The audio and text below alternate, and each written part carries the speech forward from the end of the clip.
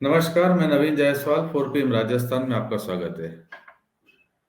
राजस्थान में एक बार फिर मंत्रिमंडल विस्तार की संभावना जताई जा रही है।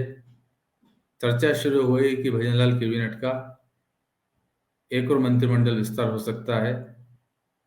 पहली बार में 15 दिसंबर को मुख्यमंत्री भजनलाल शर्मा ने और उनके दो डिप्टी सीएम ने शपथ ली थी और 15 दिन बाद 30 दिसंबर को उनके मंत्रियों ने शपथ ली थी।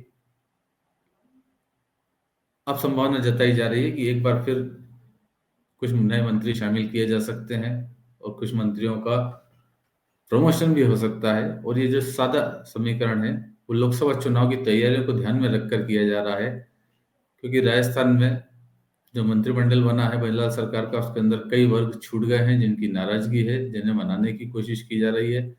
तो जातिगत समीकरण साधे जाएंगे और साथ ही जिनके नाम की चर्चा चल रही है उसको लेकर ऐसा लगता है कि पार्टी कुछ बड़े नेताओं की जीत के प्रति भी आश्वस्त होना चाहती है। इसलिए भी मंत्रिमंडल के माध्यम से समीकरणों को साधा जा रहा है, जाति समीकरणों को साधा जा रहा है। और इसमें जो बड़े नाम चर्चा में आ रहे हैं, जिनकी संभावना जताई जा रही है कि जिन्हें मंत्री बनाया जाके, वो उन्हीं इलाकों के हैं या उन्हीं जाति समीकरणों के जिससे कुछ बड़े नेताओं को जीत में सहूलियत हो सकती है। ये सारी चर्चा शुरू हुई जब मुख्यमंत्री भजनलाल शर्मा ने राज्यपाल कलराज मिश्र से राजभवन में जाकर मुलाकात की। उसके बाद ये चर्चा शुरू हुई कि राजस्थान में एक और मंत्रिमंडल का विस्तार हो सकता है, वो जल्द हो सकता है। लोकसभा चुनाव के पहले तो होना है, ताकि लोकसभा चुनाव में उसे पेश कराया जा सके। जो पहला नाम लिया जा रहा है वो है बाबा बालकनाथ का। बाबा बालकनाथ तिजारा से विधानसभा का चुनाव जीते हैं। वो अलवर से सांसद थे और पार्टी ने उन्हें तिजारा से विधानसभा का टिकट दिया।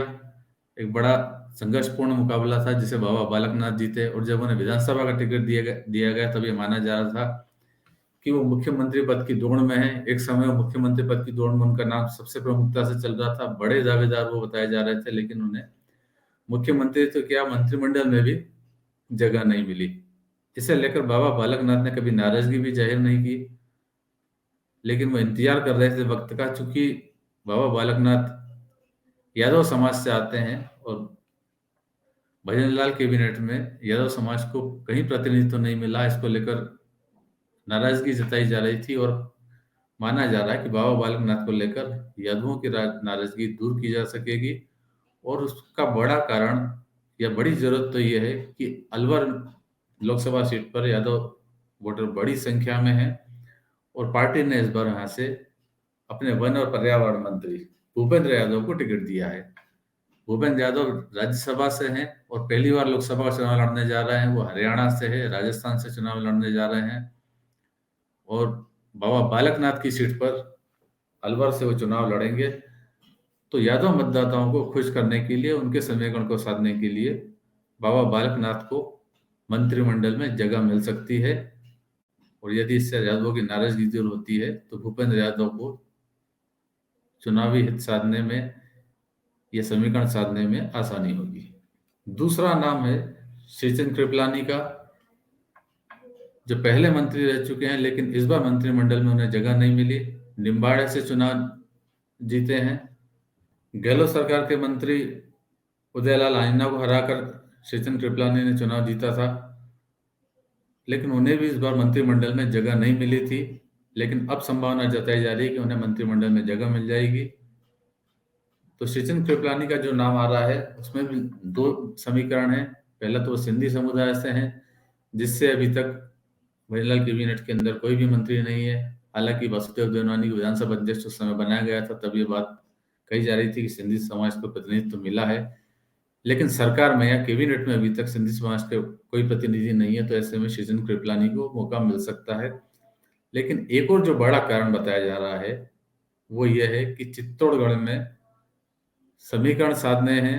निम्बाड़ा सीट भी चित्तौड़गढ़ लोकसभा की सीट है और यहाँ से भाजपा के प्रदेश अध्यक्ष सीपी जोशी सांसद हैं, वो फिर चुनाव लड़ रहे हैं। पार्टी ने उन्हें टिकट दिया है और सीपी जोशी की राह आसान हो जाएगी यदि सचिन कृपलानी को मौका मिलता है, क्योंकि चित्तौड़गढ़ के जो समीकरण है वो सीपी जोशी के लिए फिलहाल चुनौतीपूर्ण है, क्योंकि यहाँ से जो भाजपा विधायक थे चंद्रभान सिंह आक्या, पिछली बार विधानसभा चुनाव में उनका टिकट काट दिया। उसके बाद चंद्रभान सिंह आक्या निर्दलीय खड़े हुए, पार्टी को चुनौती दी और अच्छे खासे बहुमत से जीते। और जो भाजपा के प्रत्याशी हैं नरपत सिंह राजवी, जिनके लिए तमाम कोशिशें सीपी जोशी ने की, अपनी प्रतिष्ठा का सवाल भी बनाया, लेकिन उसके बावजूद बीजेपी यहाँ पर तीसरे नंबर पर रही। इसको लेकर सीपी जोशी की भी काफी फजीयत हुई कि प्रदेश अध्यक्ष के इलाके में, उनके गृह नगर में बीजेपी तीसरे नंबर पर रही और विरोध के दौरान सीपी जोशी के पुतले भी जले, पोस्टर भी फाड़े गए थे।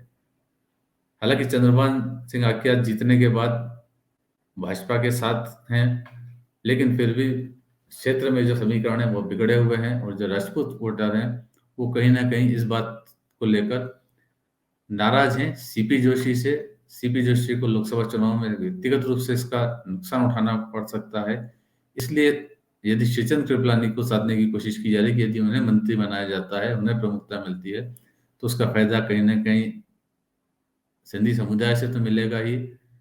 चित्तौड़गढ़ लोकसभा की सीट के समीकरण भी इससे बदलेंगे और निम्बाड़ा का प्रतिनिधित्व मिलने से भाजपा की स्थिति यहाँ पर मजबूत होगी। एक और नाम लिया जा रहा है गुरमीत सिंह बराड़ का, जो सदर शहर से चुनाव जीते हैं। इनके लिए भी समीकरण यही माना जा रहा है कि सिख समुदाय से बहरहाल कैबिनेट के अंदर कोई भी मंत्री नहीं है, इसलिए उन्हें मौका मिल सकता है। हालांकि बीजेपी ने इससे पहले भी कोशिश की थी, जब श्रीकरणपुर से सुरेंद्रपाल सिंह टीटी को उपचुनाव के दौरान ही पार्टी ने मंत्री बना दिया था। इसको लेकर भी काफी बवाल उठा था कि चुनाव जीतने के पहले ही मंत्री बनाया गया सुरेंद्रपाल सिंह टीटी को, ताकि उपचुनाव जीता जा सके। लेकिन अप्रत्याशित रूप से श्रीकरणपुर से सुरेंद्रपाल सिंह टीटी चुनाव हार गए, उन्हें इस्तीफा देना पड़ा। उसके बाद पार्टी की फजीयत तो हुई ही, साथ ही सिख समुदाय का भी प्रतिनिधित्व नहीं रह गया था। तो इस बार फिर कोशिश की जा रही है कि सिख समुदाय को भी प्रतिनिधित्व मिल जाए और इसका फायदा गंगानगर और बीकानेर सीट पर भी होगा। बीकानेर पर अर्जुन राम मेघवाल है, उन्हें भी इसका फायदा मिलेगा। तो ये समीकरण है, इसके कारण से 3 नाम बताए जा रहे हैं कि बड़े नेताओं को सहूलियत होगी।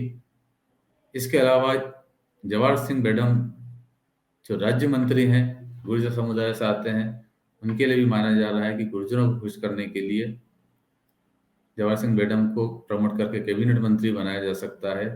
वैसे भी जिस तरह से गुर्जर वोटरों ने इस बार बीजेपी का साथ दिया है, उसके बाद जब उन्हें प्रतिनिधित्व नहीं मिला बराबर से, तो तब से गुर्जरों में भी नाराजगी थी। हो सकता है कि उन्हें भी इस बार प्रमोट कर दिया जाए।